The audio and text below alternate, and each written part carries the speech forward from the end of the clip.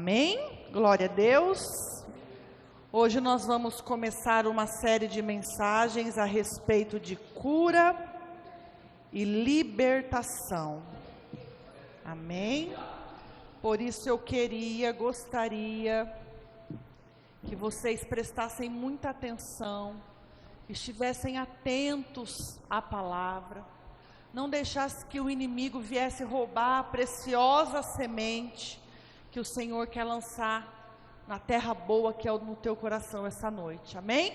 Glória a Deus. Você que trouxe a sua Bíblia, abra comigo em Lucas 13, a partir do versículo 11.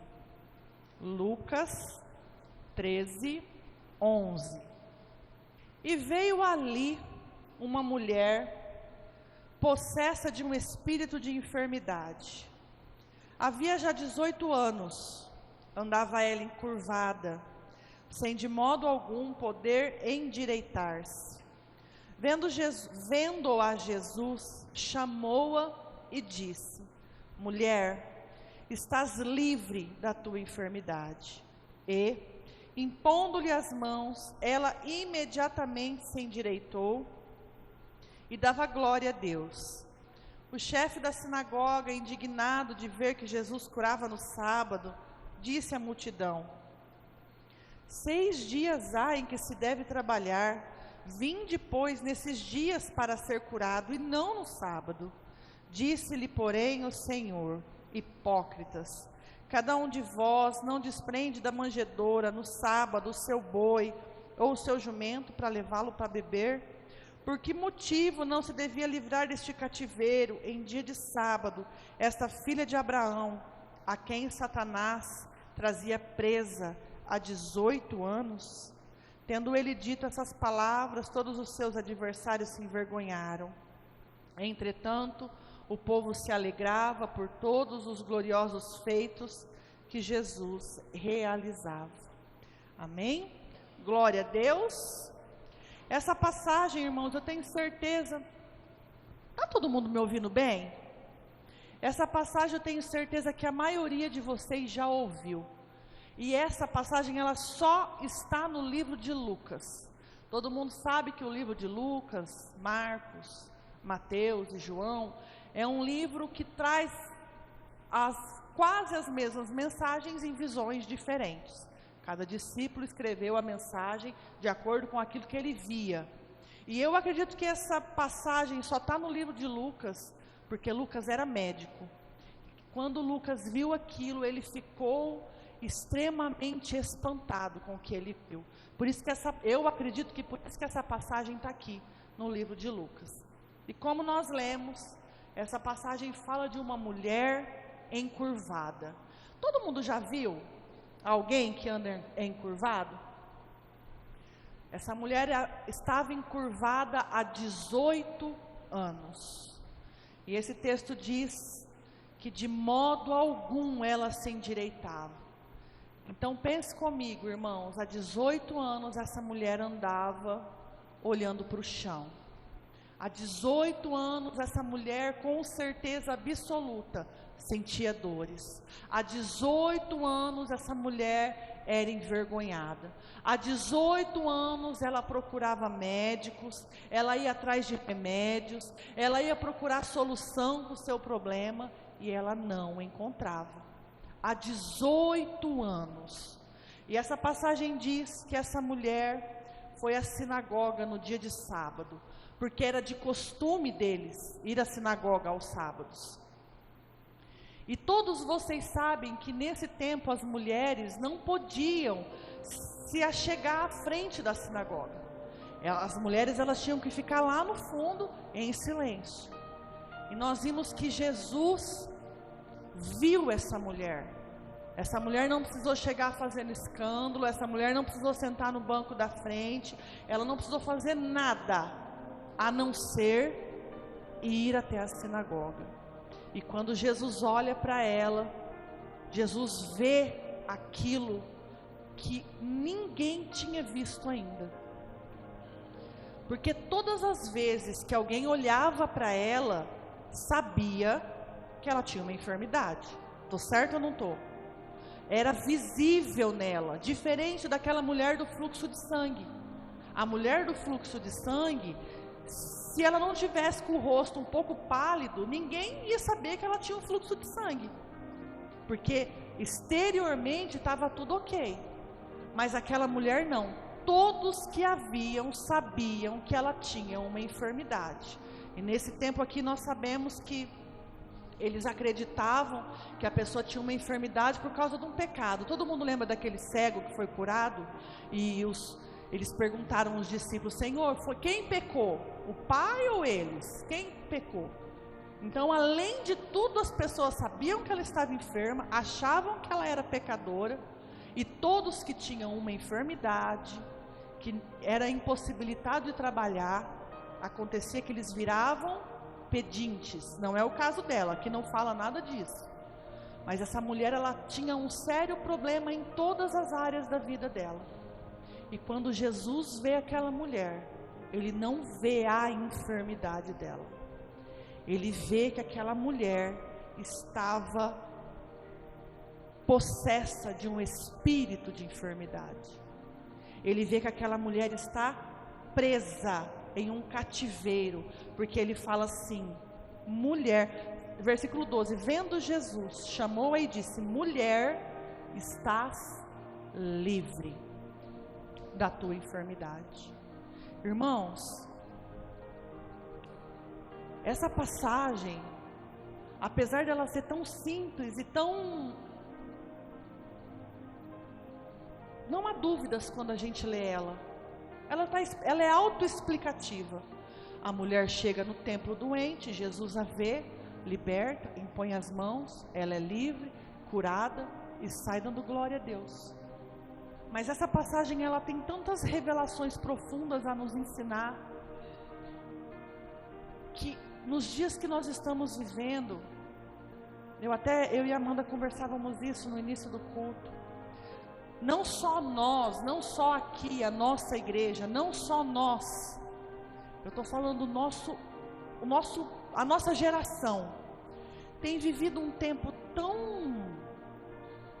raso da presença de Deus, que a gente faz com que as coisas espirituais se tornem banais. E a verdade é que o diabo existe. A ação do inimigo sobre a vida do homem, quando eu falo homem, eu falo do homem e da mulher, ela existe. Não é porque Jesus morreu na cruz que o diabo ficou com medo e falou: não, Jesus morreu na cruz, agora eu não vou fazer mais nada. Jesus veio, morreu, tomou a chave das mãos do diabo, mas o diabo em hora nenhuma brinca de ser diabo. Existe sim, irmãos, com certeza absoluta, a influência de Satanás, influências malignas sobre as nossas vidas. E como eu disse, nós estamos vivendo num tempo em que as coisas são tão rasas, que a gente quase não ouve mais falar disso. Eu não sei se vocês se lembram, se vocês já eram convertidos, mas há uns 30 anos atrás, quando se falava de igreja de crente, a primeira coisa que as pessoas pensavam era das pessoas endemoniadas no culto. É ou não é? Eu particularmente morria de medo quando minha mãe começou a ir para a igreja de crente. Eu morria de medo disso. Eu falava: eu vou lá para ver aquele povo rolando no chão, endemoniado para lá, endemoniado para cá. Não vou. Hoje a gente vê isso, irmãos? Não. Hoje a gente ouve falar disso, irmãos? Não. Porque a gente tem vivido um tempo que o diabo tem tanta legalidade, tanta legalidade, tanta legalidade, que a gente não chama ele mais de diabo. A gente fala que não tem nada a ver. É essa palavra que a gente usa. Tem nada a ver. Ah, tomar cerveja, tem nada a ver. Ah, usar cigarro, ter vício, nada a ver, não tem nada a ver. Na Bíblia não fala. Na Bíblia fala que os discípulos bebiam vinho, não tem nada a ver eu tomar uma cerveja, não tem nada a ver. O nome de Satanás mudou. Agora o nome dele não tem nada a ver. E não é assim que as coisas funcionam. Não é desse jeito que as coisas funcionam, irmãos. Deus não brinca de ser Deus. Tudo que Ele fala, Ele cumpre. Todas as palavras dele não voltam vazias. O diabo, da mesma maneira, não brinca de ser diabo. Qual que é a principal função do diabo, irmãos? Roubar, matar e destruir. Vocês acham que ele agora vai mudar de ideia e vai falar assim: ah, não, eles estão tão bonitinhos na igreja, vou deixar eles em paz. Não. Ele quer que o plano dele a qualquer custo se cumpra. Ele não vai brincar de ser diabo, diferente de nós que brincamos de ser cristãos. A gente brinca de ser filho de Deus. Você sabe por quê, irmãos? A gente aprendeu que ser cristão, junto com ser cristão, vem privilégios, vem benefícios. E o que a gente procura são os benefícios. A gente quer ser próspero, a gente quer comprar um carro zero. Não que isso seja errado, irmãos, me entenda. Isso não é errado. Mas Jesus não morreu na cruz para que nós tirássemos um carro zero. Jesus não morreu na cruz para que a gente pudesse viajar para o exterior uma vez no ano. Não foi esse o intuito de Cristo. Não foi esse o plano de Deus na cruz. Nós precisamos parar de brincar de ser cristãos. Nós precisamos entender o que é servir a Cristo. Nós precisamos entender que o inferno é legal. E quando eu falo de legal, eu não falo de legal de bacana. Eu falo de legalidade. Ele existe. O diabo, ele não está brincando. Ele está ao nosso derredor, bramando como um leão, procurando a quem ele possa tragar. E na vida dessa mulher, Satanás a aprisionava há 18 anos. Irmãos, 18 anos. Todo mundo aqui já fez 18 anos, menos o Eduardo e as crianças. O resto, todos já fizeram 18 anos. Parece que demorou uma eternidade para a gente tirar a carta, não parece? Ela vivia 18 anos aprisionada por Satanás. E quando a gente lê o texto, a gente não para refletir a fundo o que essa mulher passava. Mas há 18 anos ela era envergonhada. Há 18 anos ela era constrangida. Há 18 anos ela era humilhada. Há 18 anos, irmãos, Satanás aprisionava. No versículo 16, quando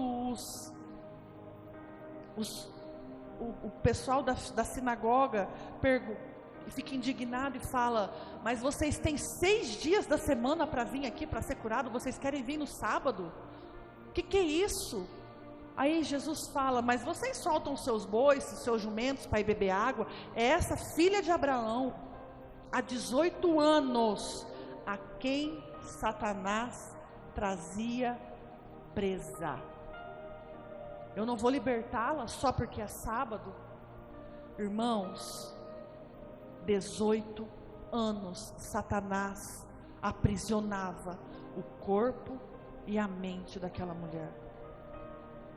E às vezes a gente olha para a nossa vida e a gente vê tantas situações que parece que nunca muda, nunca sai do lugar. Parece que a gente está dentro da roda do hamster, a gente corre, corre, corre e não sai, e não anda, e não vê nada diferente. Nós precisamos entender que o inimigo age sim na vida do cristão, por vários motivos, pela desobediência, pela falta de compromisso, pela incredulidade. E essa é a geração que nós estamos vivendo, a geração de que não tem nada a ver. A gente acredita sim que a gente pode ficar sem vir no culto. A gente acredita sim que tomar a ceia não tem significado nenhum. A gente acredita sim que a gente pode pecar, reviria, que nós já somos salvos, nós já fomos batizados, Jesus já morreu na cruz. A gente acredita nisso, erroneamente. A gente desfaz do sacrifício de Cristo, abrindo para Satanás uma porta gigantesca e dando a ele legalidade sobre todas as áreas da nossa vida. Somos nós que abrimos a porta para Satanás entrar. Somos nós que falamos: vem, Satanás, pode entrar, pintar e bordar na minha vida, no meu casamento, na minha saúde, na minha vida financeira. Pode vir, porque eu estou desfazendo do sacrifício de Cristo. Pode vir, porque eu acho que, como eu aceitei Jesus, eu posso pecar, pintar e bordar e está tudo bem, porque eu já sou salvo. E não é assim, irmãos. Não funciona desse jeito. Não é assim que as coisas funcionam. Analise sua vida. Veja que existem áreas das nossas vidas que nós sabemos que há algo errado. Nós sabemos que tem alguma coisa que está fora do lugar. E esse texto vem para nos revelar isso. Existem 3 palavras nesse texto que me chamam muita atenção. Uma está no versículo 11, que fala que ela está possessa de um espírito de enfermidade. A outra no versículo 2, que Jesus fala que ela está livre. E no versículo 16, que fala que ela estava em um cativeiro. Por que motivo não deveria livrar ela deste cativeiro? Jesus olha para aquela mulher, irmãos, e ele vê nela o espírito de enfermidade. Eu não estou falando aqui que todas as enfermidades são de causas espirituais, não. Eu quero que você me entenda que existem enfermidades que são de causas espirituais. Por exemplo, o que não é de causa espiritual, vamos fazer de conta que eu estou acima do peso. Vamos fazer de conta, irmãos, que eu não estou. Vamos fazer de conta. O que eu sei que acarreta na minha saúde quando eu estou acima do peso? Eu tenho pressão alta, eu tenho diabetes, eu tenho triglicérides, eu tenho colesterol. Estou certo ou estou errado? Isso é culpa de Satanás? Não, né? É minha, que não parei de comer. Agora existem enfermidades, que eu não vou citar nomes, porque eu não sou uma especialista nisso, mas que as pessoas vão ao médico, tomam remédio, fazem tratamento, e ela nunca sara. Ela nunca está bem. Ela nunca está livre daquilo. Por mais que ela faça exames, por mais que ela procure especialistas, por mais que ela vá em médicos em outro estado, em outro país, em outra cidade, ela nunca está livre daquela enfermidade. Por quê? Porque existe um espírito de enfermidade agindo sobre a vida dela. Quais são as principais? Não estou falando que é exclusividade, não estou falando que são só essas. As enfermidades da mente. As enfermidades que nem nós entendemos. Por que a gente não consegue dormir? Por que a gente pensa demais em querer morrer? Por que a gente fica triste por tudo e qualquer situação? Por que a gente faz muito drama onde não existe? Porque a nossa mente está enferma. E quem traz essa enfermidade é um espírito maligno. Existe um texto lá em Lucas, capítulo 11, 14, que fala que existia um homem que tinha um espírito que o deixava mudo, um espírito de enfermidade que o deixava mudo. Mais uma vez, eu não estou falando que só porque a pessoa é muda, ela tem um espírito de enfermidade, mas que Satanás usa toda e qualquer enfermidade. Senão seria muito fácil nós identificarmos quando é uma ação do inimigo ou não, não é? Eu também quero ler para vocês, eu vou ler na minha versão, que é a nova linguagem de hoje, lá em Mateus 17. Mateus 17, 15.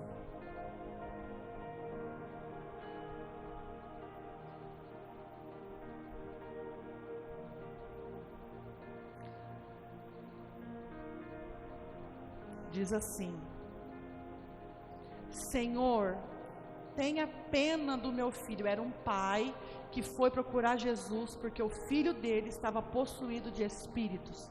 E ele diz assim para Jesus: Senhor, tenha pena do meu filho.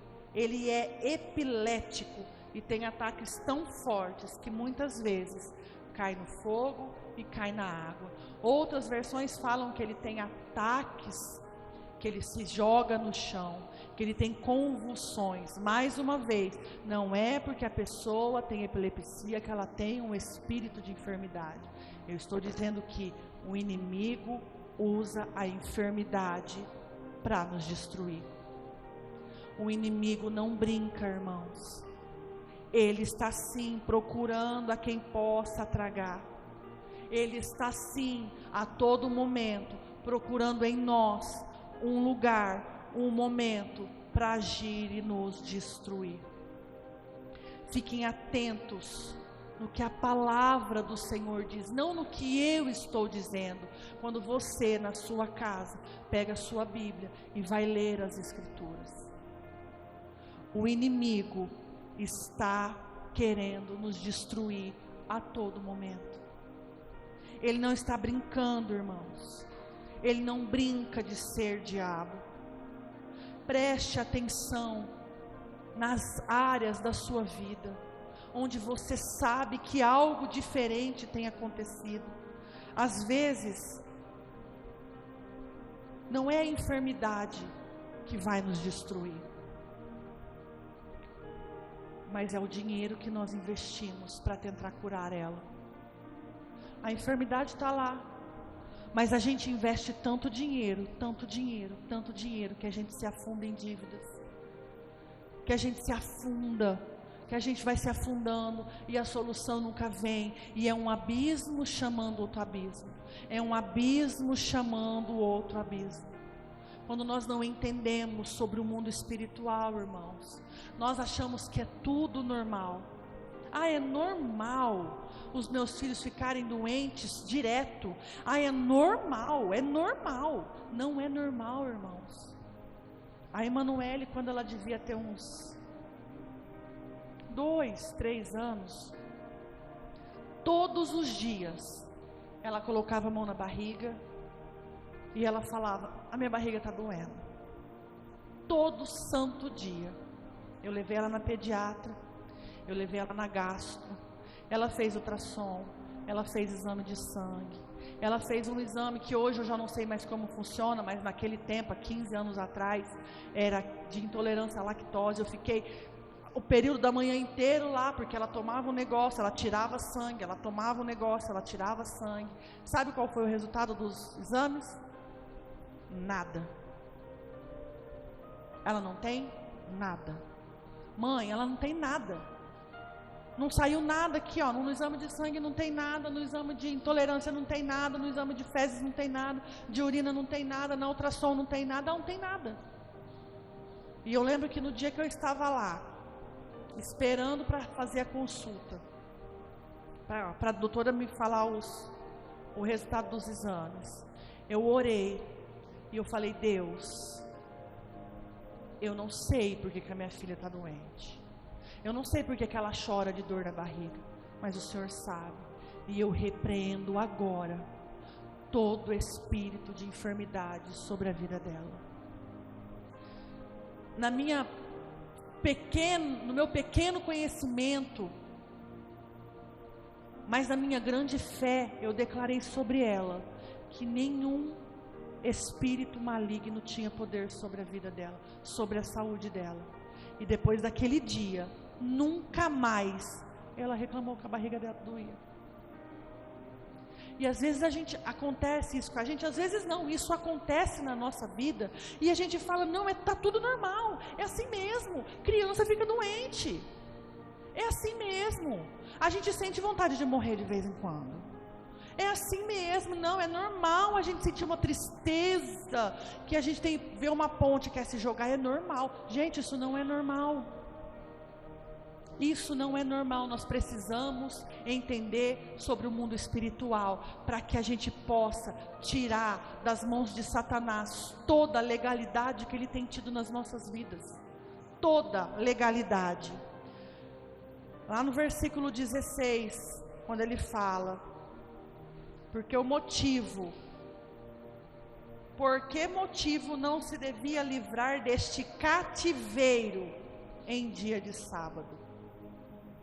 Aquela mulher, ela ia e vinha para onde ela quisesse, tanto que ela foi à sinagoga, estou certa? Ela não era presa, ela não estava dentro de uma cela com grades, ela não estava sendo privada da sua liberdade, mas aquela mulher vivia em um cativeiro espiritual, ela era aprisionada por Satanás. Porque pare e pensa comigo, irmãos, há 18 anos encurvada, vocês já pararam para pensar quantas coisas ela não fez nesses 18 anos? Aqui não fala, mas eu não sei se ela conseguiu gerar um filho, eu não sei se ela trabalhava, eu não sei se ela era casada, mas há 18 anos ela estava presa. Há 18 anos ela não conseguia pensar em um futuro. Há 18 anos ela não conseguia sentar e pensar assim, não, eu estou animada hoje, eu vou fazer isso. Porque para ela, todos os dias, era dor e sofrimento. Ela não conseguia planejar o dia de amanhã. Eu acredito, irmãos, que essa mulher há 18 anos pensava mais no dia que ela ia morrer do que nos dias que ela ia viver, porque para ela já devia estar sendo um enfado viver. Ela não aguentava mais. Irmãos, às vezes a gente não consegue, eu não sei se vocês conseguem, mas encurvar para amarrar o cadarço. Quanto tempo demora para amarrar um cadarço? 30 segundos? 40? 1 minuto? Se o cadarço for desse tamanho? Pensa você, 18 anos.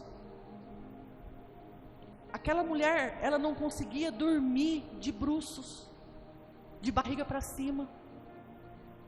Ela estava presa em um cativeiro que ninguém via, só Jesus. Porque talvez nem aquela mulher entendia o que acontecia com ela. Eu acredito que na mente dela, ela pensava assim, por que os médicos não acham a cura? O que acontece comigo que ninguém acha cura? Só que quando aquela mulher entrou na sinagoga, Jesus olhou para ela, igual ele olha para mim e para você nesta noite, e ele vê lá dentro, ele vê a prisão que Satanás tem colocado nós. Ai, mas que prisão que Satanás me coloca? Ai, pastor, eu não estou entendendo que prisão é essa. Quando você não consegue abandonar um vício, você está numa prisão. Quando você não consegue abandonar algo que te custa muito, você está numa prisão. Quando você não consegue pensar no teu futuro, você está numa prisão. Quando você não vê alegria nas coisas, você está numa prisão. Quando você não é feliz, quando você não tem alegria, você está numa prisão. Quando que tudo passa no teu pensamento, é pensamentos de morte, é pensamentos de desistência, é pensamentos que você não consegue, é pensamentos que você não nasceu para isso, que Deus não te ama, que Jesus se esqueceu de você, você está em uma prisão. Só você não vê. Mas o diabo tem feito muitos irmãos da nossa geração cativos. Muitos de nós estão presos com algemas que não enxergam e não conseguem sair do lugar. Chegou a hora, irmão, chegou o momento da gente entender que nós somos livres, porque Ele nos libertou. nós somos livres nele. A nossa luta não é contra a carne, contra o sangue, contra o nosso esposo, contra o nosso patrão, contra as contas que chegam na caixinha do correio. Abra comigo a sua Bíblia em Efésios 6, 12.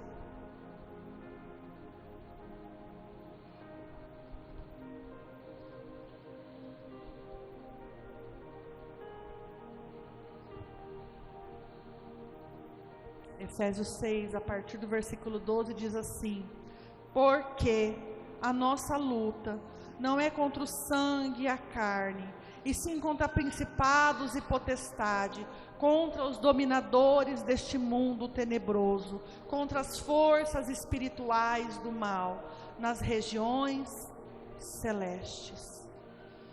Nós estamos em um cativeiro, sendo aprisionados, e nós não sabemos como lutar, porque a gente luta contra as pessoas, contra as coisas, contra a situação, quando nós devíamos nos revestir de toda a palavra, da armadura do Senhor, e lutar nas regiões celestiais. Vocês estão compreendendo o que eu estou querendo dizer, irmãos? Nós não podemos mais brincar de ser cristão. Chegou um tempo, e o tempo é esse, é o agora, é o hoje, que nós precisamos ser cristãos de verdade, que nós precisamos entender o motivo real de nós sairmos da nossa casa e vir aqui para a igreja ouvir a palavra. Nós precisamos entender, irmãos, que a gente não está aqui para brincar, que a gente não está aqui para passar o tempo, para ver o amigo, para cumprir um ato religioso. Nós estamos aqui para sermos revestidos de todo o poder, para que a gente possa resistir ao dia mau, para que a gente tenha força, inteligência, discernimento e sabedoria, de que quando a nossa vida está indo de mal a pior, a gente olhar e falar assim: opa, Satanás, tira a mão do que é meu agora.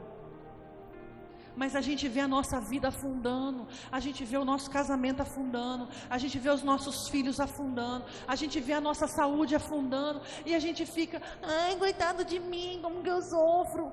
Para com isso, irmãos. Para com isso. Tome uma postura de um salvo lavado pelo sangue de Cristo. Tome postura, tome a rédea da tua vida. Tire a sua vida das mãos de Satanás. Olhe para o diabo e fala: chega, dentro da minha casa não mais, na minha vida não mais, chega, na minha vida financeira você não tem mais legalidade, na minha saúde você não tem mais legalidade, acabou o teu reinado dentro da minha casa, dentro da minha vida, acabou. Nós precisamos compreender que o mundo espiritual é real, que Satanás não está brincando, irmãos. Ele está lá fora, esperando a gente sair para lançar dardos inflamados na nossa mente. Ele está lá fora, esperando qualquer momento nosso de vacilo. Ele não está brincando. Pare de brincar de ser cristão.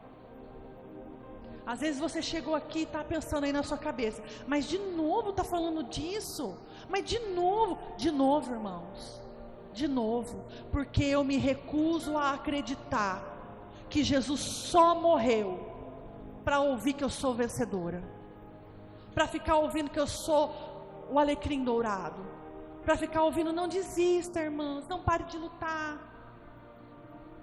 Jesus morreu para que aqui na terra eu tivesse poder, eu tivesse força para lutar contra aquilo que tem tentado me destruir. Pare de fazer pouco caso do sacrifício de Cristo. Ele nos chamou para ser livre. No versículo 12, lá em Mateus de novo, Lucas, irmãos, Lucas 13, versículo 12, diz: Jesus viu ela, a chamou e disse: mulher, estás livres está livre da tua enfermidade. Depois que Jesus falou que ela estava livre, Ele impôs as mãos sobre ela e ela foi curada. Talvez a gente tenha procurado cura aonde nós precisamos de libertação. Às vezes nós temos procurado provisão financeira onde nós precisamos de libertação. Ele quer nos libertar desta noite. Ele quer nos libertar das garras de Satanás. Ele está olhando para nós nesta noite, está falando: não é de cura que você precisa, minha filha e meu filho. Você precisa ser livre. Você precisa sair desse cativeiro que o inimigo tem lançado sobre você. Você precisa enxergar a prisão que Satanás tem te colocado. E às vezes na sua mente, você está presa, achando que está livre. Porque existe um raciocínio muito fora da caixinha, que diz que ser cristão é viver preso. Porque cristão não pode fazer nada. Cristão não pode beber, cristão não pode dançar, cristão não pode não sei o que, cristão não pode não sei o que. Nós podemos todas as coisas, mas nem tudo nos convém. E Cristo veio nos dar liberdade. Nós somos livres em Cristo. Preso nós estamos quando nós ouvimos a voz do diabo e caímos como patinho naquilo que ele tem dito. Preso nós estamos quando nós não conseguimos sair do buraco que ele cavou para a gente entrar. Preso nós estamos quando nós não conseguimos enxergar o futuro que o Senhor tem preparado para mim e para vocês. Cristo veio nos trazer liberdade. Cristo veio nos trazer liberdade. Nesta noite eu quero convidar vocês, irmãos, a abrir os seus olhos espirituais, para que você veja aquilo que tem te aprisionado, e você olhe para Cristo, para você ser livre. Seja livre. Esse peso que às vezes a gente carrega, essa dor que às vezes a gente não entende, esse desânimo constante sobre as nossas vidas, Cristo veio nos libertar, irmãos. Tome posse nesta noite da liberdade que Ele tem derramado sobre nós.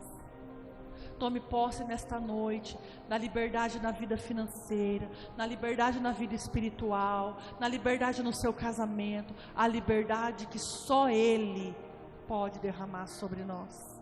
A liberdade que vem dEle, que é nele que nós somos livres. Se coloque de pé agora.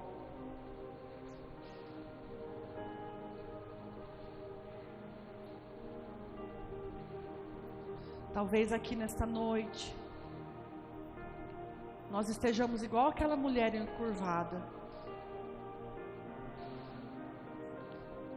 As pessoas olham para nós e vê aquilo que nós deixamos ela ver. Ninguém conhece o que se passa no nosso coração aqui, mas o mesmo Jesus que chamou aquela mulher, eu tenho certeza absoluta que Ele a chamou pelo nome.